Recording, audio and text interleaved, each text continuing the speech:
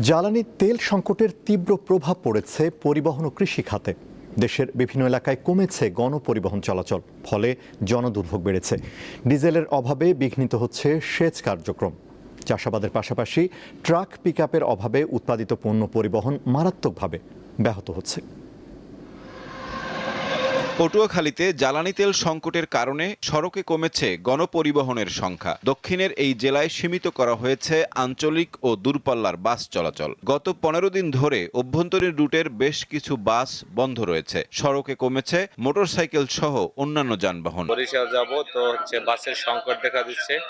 এখানে জ্বালানির প্রবলেমের কারণে হয়তোবা আমরা বাস ঠিকমতো পাচ্ছি না। বাস আগের চেয়ে কম থাকার কারণে আমাদের স্টেশনে এসে বসে থাকতে হয় এবং দুর্ভোগ পোহাইতে হয়। আমাদের তেলের সংকটে বাসের সংখ্যা অনেক কম, যার কারণে ভাড়া বাড়তি নেই।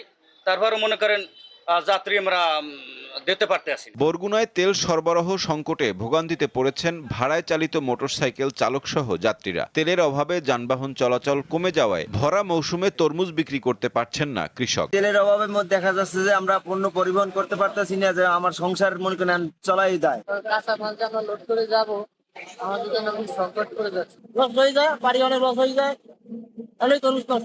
নওগাঁয় মোটরসাইকেল সহ পেট্রোল, অকটেন ও ডিজেল চালিত অনেক যানবাহন চলাচল বন্ধ হয়ে গেছে। সেচ পাম্প, জেনারেটর চালানো ও অন্যান্য জরুরি কাজের জন্য চাহিদা মাফিক ডিজেল পাচ্ছেন না গ্রাহকরা। আমার ধান পুরে শেষ, পানি বাগুরে তাল পাচ্ছে না, মিশিং চলছে না, পানি দেওয়া পাচ্ছে না, জমি কিভাবে আবাদ করব।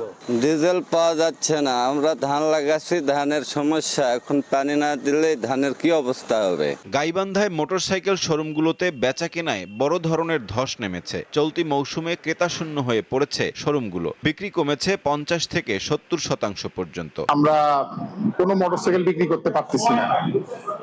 যারা কাস্টমার তাদের হাতে টাকা আছে কিন্তু তারা কিনতেছে না। এই একমাত্র জ্বালানি তেলের সংকটে তারা কিনতেছে না। এই ঈদের পরে আমাদের কোনো সেলই নাই। রাজবাড়ীতে ভোররাত থেকেই ডিজেল ও পেট্রোলের জন্য শত শত মোটরসাইকেল আর ট্রাকের দীর্ঘ সারি দেখা যায়। জেলার 5 উপজেলায় একই চিত্র। তবে রাজবাড়ীতে কাঁচামালবাহী ট্রাক ও জরুরি সেবার যানবাহনগুলোকে অগ্রাধিকার দেওয়া হচ্ছে। সাইফুর রহমান শিশির, দীপ্ত, বার্তা কক্ষ।